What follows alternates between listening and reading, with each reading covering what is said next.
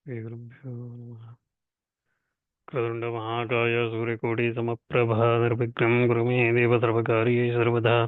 गुरुर्ब्रह्मा गुरुर्विष्णुः गुरुर्देवो महेश्वरः गुरुः साक्षात् परं ब्रह्म तस्मै श्रीगुरवे नमः। गुरवे सर्वलोकानां विशेषवे भूरोगिणां निधे सर्वविद्यानां श्रीदक्षिणामूर्तये नमः। वेदव्यासं स्वात्मारूपं सत्यसन्धं सत्परायणं शान्तं जितेन्द्रियक्रोधं सतिशं प्रणमाम्यहम्। नारायणं नमस्कृत्य नरं चैव नरोत्तमं देवीं सरस्वतीं व्यासं ततो जयमुदीरयेत्। मूकं करोति वाचालं पङ्गुं लङ्घयते गिरिं यत्कृपातमं वन्दे परमानन्दमाधवम्।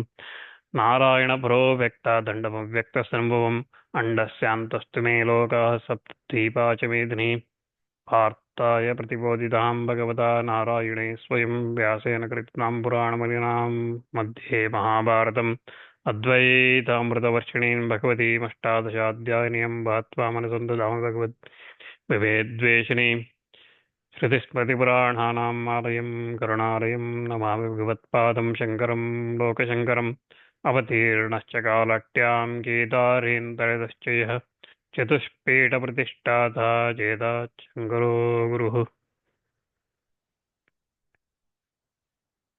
So we were looking at the 37th shloka in Karma Sannyasa Yoga.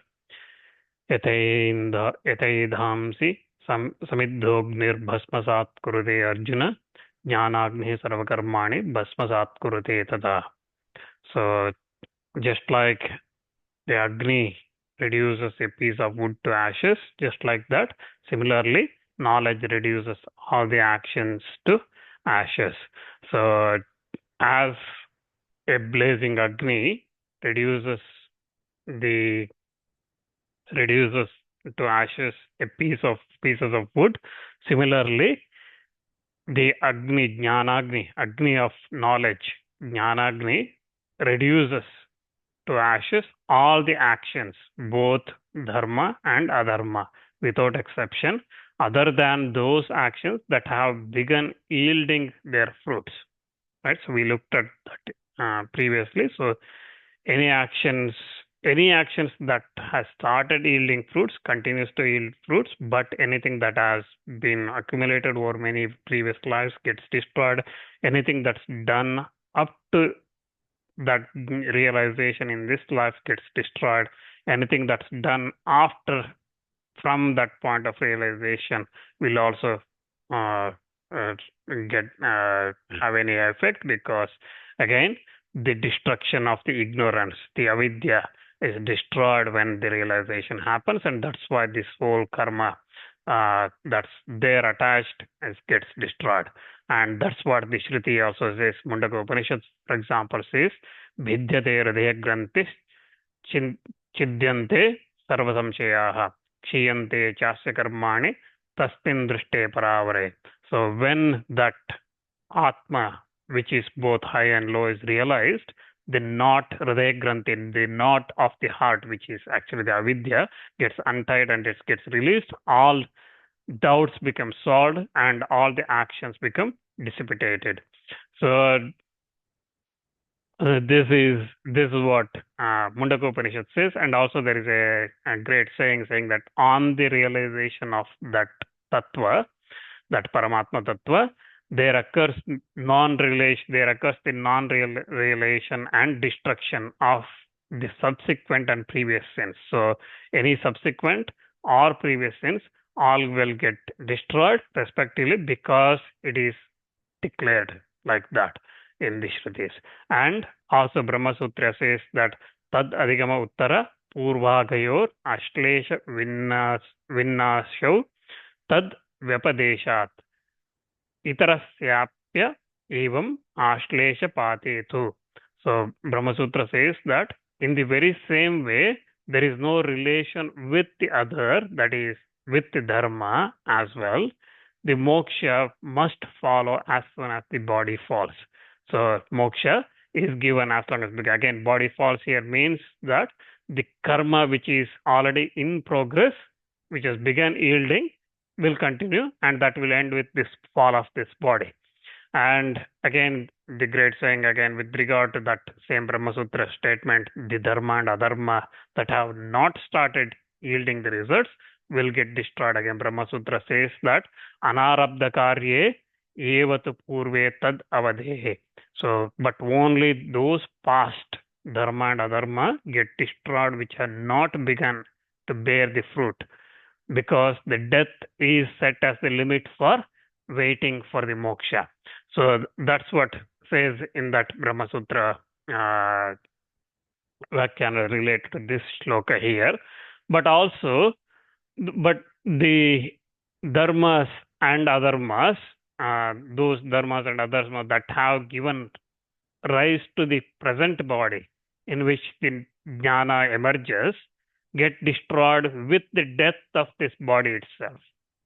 So any karma, dharma or adharma that has started giving results, and this body is because of those results, when the knowledge emerges, those results will continue. And that's what the Shruti also says again. Chandogya says, Tasya tavadeva chiram yavanna vimoksheta sampatya iti. So it says that for him, the delay is for that long, only as long as he does not become freed from the body. Then he becomes merged in the existence. Existence here is again in that Paramatma, in that Chaitanya. And also there is a statement saying again in Brahma Sutra saying, Bhogenatva idare kshapa itvata sampadyate. So, but the enlightened man merges in Brahman after exhausting the other two, that is the dharma and adharma that have started bearing the fruit, by experiencing the results in the life. So that's what Brahma Sutra says. So in the case of those again who have a mission to fulfill, like for example, they are called adhikarika purushas. They are called adhikarika. If somebody's birth is to fulfill a mission, if that's how it's said, those results, again, there is a slight difference here. So what we said up to now is, for example, let's say I have a realization tomorrow, okay? Today, I have realization why tomorrow, today itself. Okay, so if I have this Brahmajnana, attaining Brahmajnana today, there are karmas, and I got this birth, right? This human body because of my past karmas, whether good or bad, I got that. So now, whatever this body was supposed to experience till its death will continue to be experienced. Okay, tomorrow I might have to face something, I might have happiness or whatever it is, that will happen because this body has to happen, that this is already allocated to this body, this has to go through that. But that's what we said up to now was, when this body dies, that karma finishes. So then that means nothing to do for it, because his past karmas, everything is wiped out, including that I have done up to this moment where I had the jnana there, when I had this realization. Till that point, I have done everything is get destroyed except those karmas that's already giving the results, right? And also anything that I do from now onwards till my death, this body's death, will also not have any impact on me. So that means once this body dies, effectively, there is a moksha, right? So even till that time, I'm Jivan Mukta, but when this body dies, it will be that merged into that same Chaitanya. Now, what Sri Madhusudan Saraswati says, explains, adds one more angle to this. He says that there are these adhikarika purushas. So they are born to have a mission. They have a mission to fulfill. Okay. So for them, their dharma or adharma is not just allocation they got, is not just for one life. They have done so good. Okay. In the case, for example, is they have to take many births to fulfill that. They have mission to fulfill. And he gives the example of Vasishtha, for example. Okay, Vasishtha was born first as a Brahma's son, and then he is reborn again as Mitra Varna's son, and things like that, right? So, but his situation remains same. He still remained in that Brahmajnana state, whether he was Brahma's son or Mitra Varna's son and things like that, he remained in that sense. So here again, Madhusudan Saraswati quotes a Brahma Sutra sutra he quotes saying that animaya sarvesham avirodhach chabdanumanabhyam. So the state, those state who have a mission to fulfill continue in the corporal, in this body, as long as the mission demands it. That's the Brahma Sutra says. Okay. So what Sri Shankaracharya in his Bhashya for that Brahma Sutra, he says that for the fulfillment of the mission, they move from one body to another body with perfect liberty, moksha, without any attachment, while riding themselves of their residual karmas that have started bearing the fruit, their fruit, once for all those particular lives. Say, for example, they may have to take 5 births where this fruit has already started bearing the fruit. Okay, some karma has started bearing the fruit. They have to take 5 births to experience that. So this body comes, they die, and then another body comes, but the person, the Atma, remains clear. It completely detached. This body just gets birth and moves on like this. So they do this by creating a new bodies and owning their either simultaneously or successively, they continue like this. Like this, Shankaracharya explains that in his Bhashya. Now again, these adhikara or mission means again the great action that has been commenced yielding its results and is the producer of many succeeding bodies. So, and that adhikara belongs to the worshippers of the devatas and not to others. So that's why Srimad Sudha again concludes here saying that actions that have not begun yielding their results get destroyed, but those that have commenced yielding their results remain till the end of the experience. That experience may be one birth in the body or maybe many bodies. Okay, so and whether they experience this through one or more bodies does not make any difference because they have already attained that purification of the mind and that Brahmajnana they have already attained. Even in successive births, even though they are taking different bodies, they remain in that state. So that's what said in the Vedantas as well. So that's what Srimad Saraswati explains in addition to what's said in the shloka. Now, just to explain this a little bit more, second.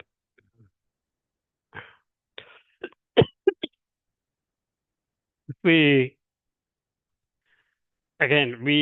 look at, right? So I said the karma gets destroyed, right? So when we look at the karma, we talk about 3 things: karma palas, karma fruits of karmas, actions, right? So one is sanchita pala, sanchita karma. Another one is prarabdha. Another one is agami. Okay, so 3 parts, 3 different classifications of that categorization of that karma, pala, fruits of karma. So sanchita is the accumulation. That's like our deposit, fixed deposit, let's call it. Okay, it's a fixed deposit that we have in bank stored, okay, accumulated. And every birth we take, we add to some, we take some, okay, from that. So that's the sanchita, that's there, store, accumulated over many hundreds and thousands of births, maybe many thousands of births, millions of births, don't know, okay, however long this is. So it's the sanchita karma. Then there is prarabdha karma. Prarabdha karma is the one that's been allotted for this body. Okay, so saying that, okay, you are going to experience this much, this is what going to happen. Okay, then it's up to us to do what we want to do, but the results are kind of already decided. That's why people say that's his prarabdha. Okay, if something happens, that's his prarabdha. People say that means it's supposed to happen like that. This is what sometimes we call destiny. Okay, so destiny, prarabdha, time, all these kind of things, kala, all these words we use, right? So that's similar things. So that's his destiny. That's his time. Okay, it is time. That's what doing it. Okay, it is whatever written in our forehead, right? So that's what we say, Brahma writes in our forehead, the prarabdha. So that's what's supposed to. That's the second thing. And the third one is agami. Agami means whatever things we are doing or we did in this life, okay, which is the new thing that we are accumulating, whether it is again dharma or adharma, whatever we are doing, that's we are accumulating. So to explain this, if we go a little bit, if we look at just a simple example here, if we look at, for example, a general transaction, I'll use money as an example, right? So you have bank balance, let's say 100 positive, 100 negative, okay, 100 pound, dollar, rupees, whatever you want to call currency, it doesn't matter, 100 units of loan, 100 units of fixed deposits you got. And you get a budget this month to spend 50, and then you have to repay back 25. Okay, that is your target this month. So that is your prarabdha. Okay, so you have that, and in this month, by doing some work or spending, overspending, or doing whatever, you have plus 20 and minus 20, and that gets added to your leftover of your agami, your bank balance. Okay, and your next month, your starting balance is this 70 and minus 145, and then the budget gets allocated, and the second month you spend like this. Now convert this into this numbers into something positive. Okay, so prarabdha, let's convert this as a prarabdha. So you virtue and sins. Okay, you do 100 virtues in this month, in this birth, and then you get some sins. Okay, you do perform some sins. So again, prarabdha, when you say 150 positives, that means there may be 50 happy moments for you, good moments. Okay, even though this is why we say he does not do anything, but all the good things, he gets the lottery and he gets money, he gets all these good things happen to him, even though he's a evil person, because his prarabdha says that he has to get all those good things, okay, which we see as the good things. And some people, they are very good and they are performing daily pujas and very ritualistic and everything good about their conduct and everything, but they suffer so much with their health or wealth or whatever. They suffer so much because, again, that's because they are destined to suffer because of their previous karmas, even though they are doing good. So what they're doing in this life, whether good or bad, as I said, in both cases, right? So somebody is sitting idle and not doing anything or doing all the evil things and things like that, that's they doing in this life is agami.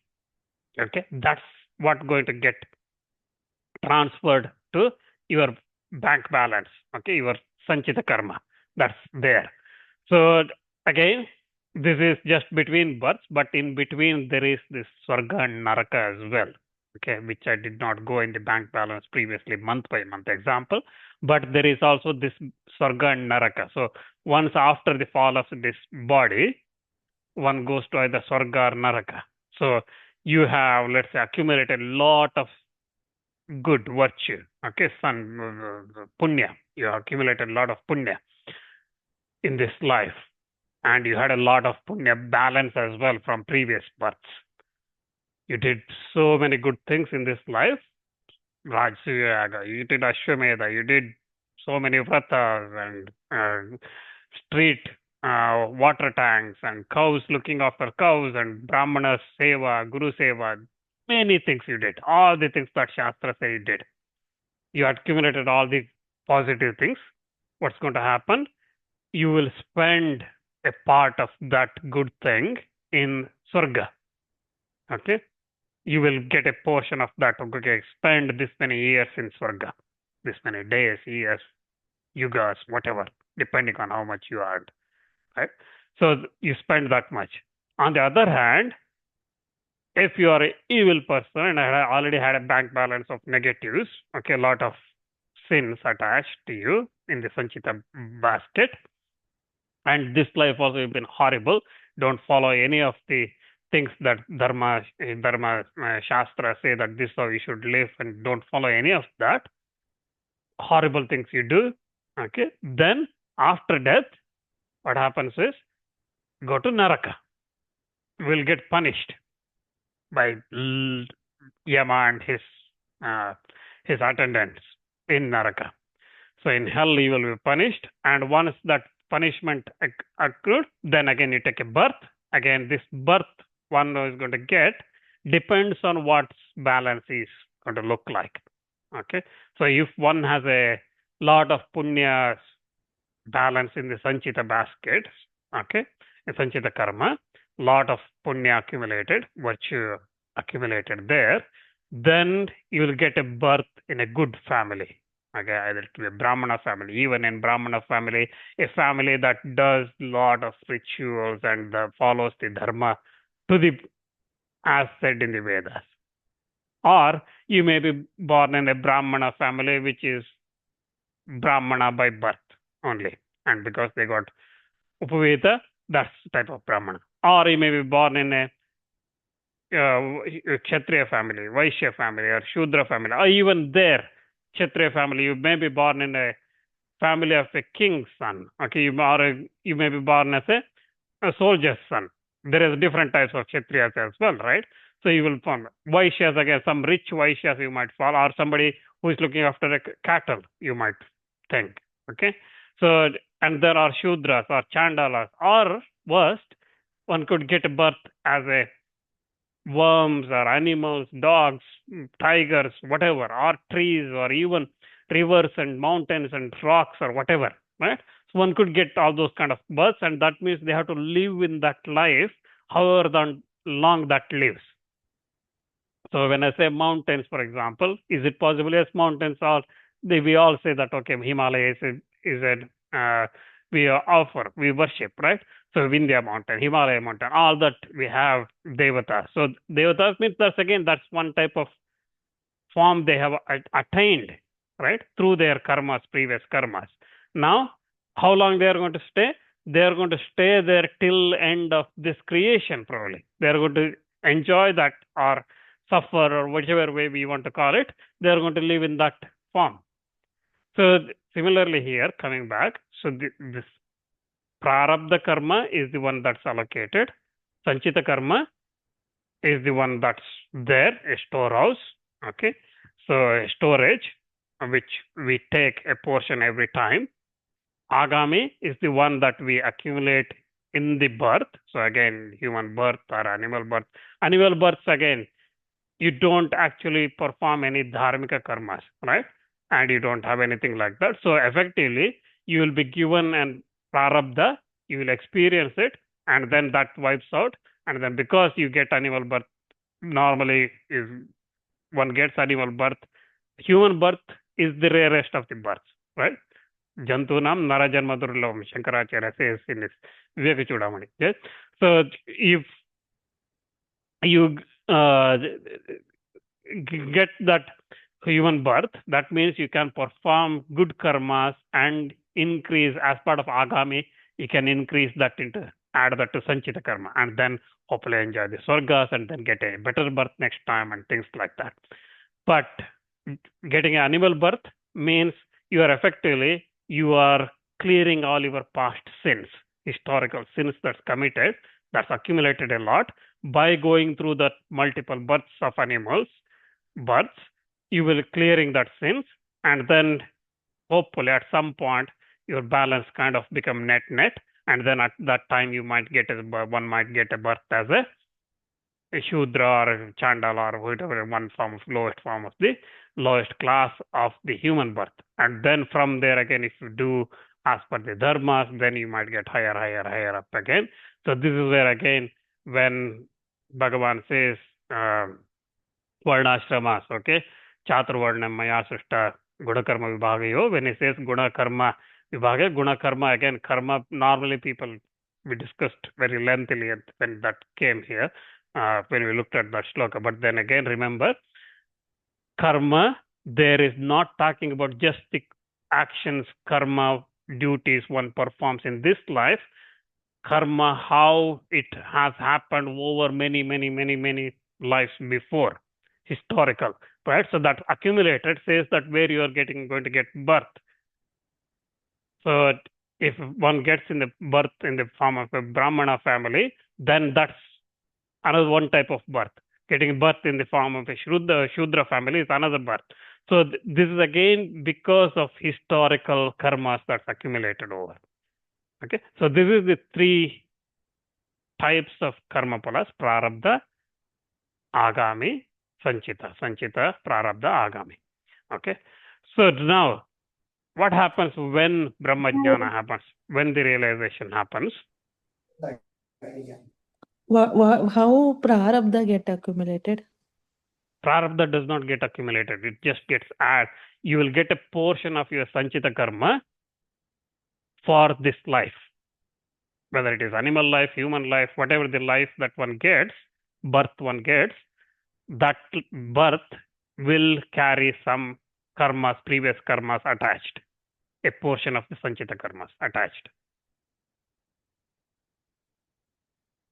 Okay. So, for example, you had 100 good things, 100 bad things. Okay. 50 allocated this time as a prarabdha. So you will get 50 to spend this time. You can't say that I'm not going to spend. You will get that 50 happy moments in this life. Okay. So that is just burning away. So you have to experience it. And similarly, 25 minus in the birth one here means you have to experience those 25 negatives in the birth. So that is allocated to you. You can't say that I'm not going to experience it. I don't want it. I want to save that 50 again so that I can experience in the future. You can't say that because you have to experience. That's been allocated. That's what we've been saying, that karma that became effective. Okay. So that's where I was going next, where the Brahma Jnana comes in. So let's say we are going through the same example here.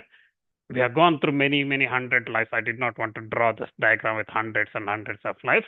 So let's say in my second life, I get this Brahma Jnana halfway through. Let's say I'm 30-year-old and suddenly I get Brahma Jnana. Okay. So in this life, I had 60 positives allocated as, again, I'm saying prarabdha. Positives, good things that's supposed to happen. 15 negatives that's supposed to happen. I already experienced, out of 60, I already experienced, let's say 30. And 10 of the negatives I already experienced this life. At this moment, I have a Brahma Jnana. Okay. So that means I still have prarabdha, another 30 to experience positives, another 5 negative to experience, right? Brahma Jnana. At this moment, my prarabdha quota, out of this 60 that's allocated here, right? I still have this 30 and 15, out of 15, 10 already experienced, 5 left, right? At that moment, Brahma Jnana happened. Now, in this life, because I've been so good and I'm going through all this yoga, meditation, and everything that we've been learning in this Bhagavad Gita sessions, I've been so good. I accumulated so much agami.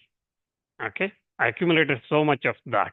And I had some balance as well previously, Sanchita Karma, whatever that was. And I might have done a little bit negatives this time. Okay. But I've attained Brahma Jnana now. Through the blessings of the Guru, I attained Brahma Jnana. What happens was, at this moment, this Sanchita Karma, whatever that was there, the balance, fixed settings we had, fixed deposit we had, okay, that basket completely wipes out. Sanchita Karma wipes out. The Agami Karma, up to now, this Brahma Jnana moment, 4,000 good things I have accumulated, punya points, let's say, nectar points I accumulated. That 4,000 points get disappeared. Similarly, minus 5 things I did in this life bad, those things also get wiped out because I have Brahma Jnana. So effectively, Sanchita Karma wipes out, Agami Karma wiped out. But the Prarabdha balance I had, out of 60, I had 30 here, right? And then out of 15, 5 I had from this moment. Those I have to experience till the end of this body. Okay. And when this body dies, there is no another birth because I have attained moksha. So that's what this shloka is saying. So, sarva karmani bhasma kurute. Jnanagni sarva karmani bhasma kurute.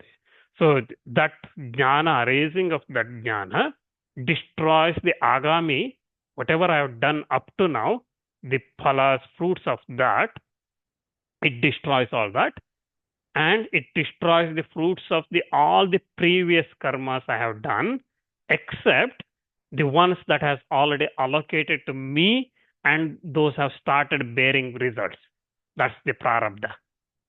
Okay, except the only thing that remains is the prarabdha. And again, agami, anything I do from this point where I have the Brahmajnana till my death, let's say another 40 years, I am going to do some karmas anyway, right? I will be doing the karmas. Those karmas, agamis, will not accumulate again because I am not doing them with any intention of, with any desire of results, right?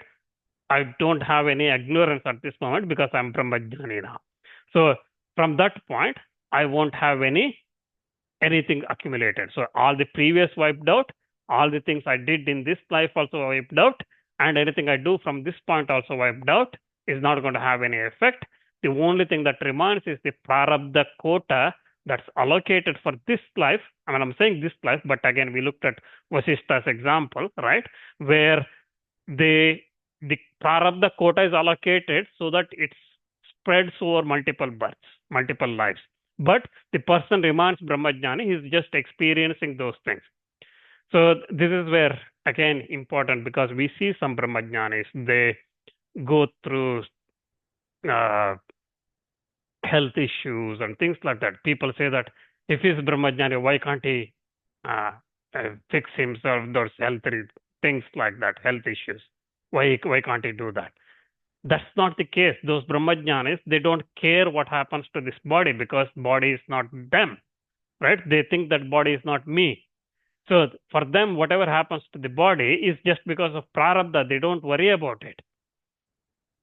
So that's the difference between them and us. Then this is the Brahmajnani. There is one more thing related to this karma phalas I just wanted to cover. Any questions on this Brahmajnana and how it gets wiped out? Yeah. Who allocate the prarabdha? So it's again, well, we say that Brahma, but it's actually a duty of Yama's duty as part of the controller of all the list. So Yama maintains all the good and bad deeds everyone does. So then it gets allocated.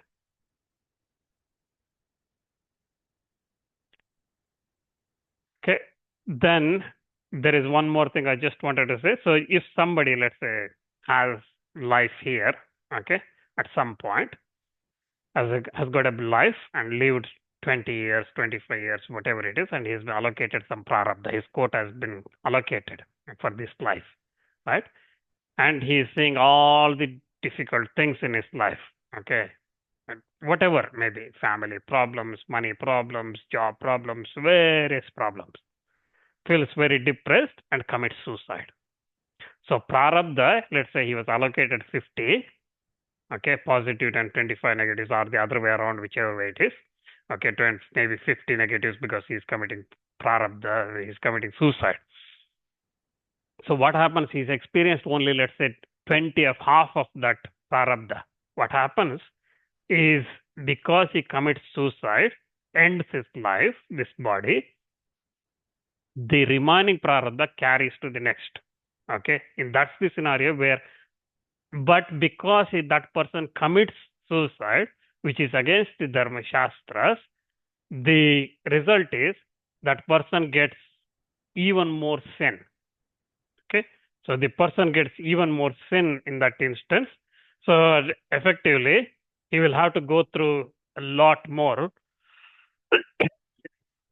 He will get a lot of agami from that birth. So here in this example, for example, he commits suicide halfway through or whatever it is. Let's say out of 80, he's experienced already 40. Okay, another 40 remaining. So that 40 plus because the suicide was committed, which is against the Shastras, he gets a huge negative. And then for the next many hundreds and births, that person who commits suicide has to spend in Naraka, and many kalpas he has to spend there, and then get a birth as a worm or a whatever. Lowest of the forms of the birth, many births like that. And then finally, when this huge negative balance becomes manageable, Bhagavan says, okay, at that time, you can now get a birth of a human life. So that's why one should never commit suicide, because the karma allocated will never disappear. Whatever we have done, we have to experience. Whether it is good or bad, we have to experience it. We may not like it, but we have to experience it. And while experiencing, if we are good and following the Shastras and the Vaidika Marga and accumulating this agami, as long as the objective is to make this agami karma as much as positives and not negative. Again, I'm saying positives and negatives here. Again, dharma, adharma, virtue, punya, papa. Okay, so whichever way you want to look at it. But throughout, as you accumulate more and more and more and more punyas, what happens is it results in the chitta shuddhi, right? It gradually helps in that way. So you will more and more attach. So, for example, if someone does not do anything today and then suddenly starts joining a bhajan session and then starts doing pujas and then gets a guru and that person guides them to do some other things, practice religious activities. So gradually it helps. It may not be in this life. Next life, they probably will get even more better situations and then better and then better. Like this, if that person continues that accumulating like that, so every birth we continue to do that, then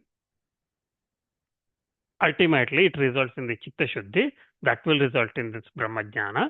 And then when this jnana comes, sarva karmani bhasmasa kurute, this jnanagni, it destroys everything. That's what Bhagavan says in this shloka.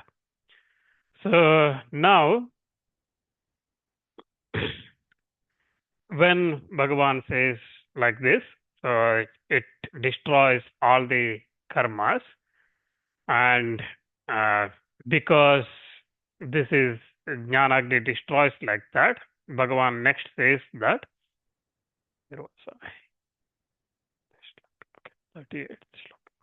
So Bhagavan says, he says in the next shloka, he explains this greatness of this jnana.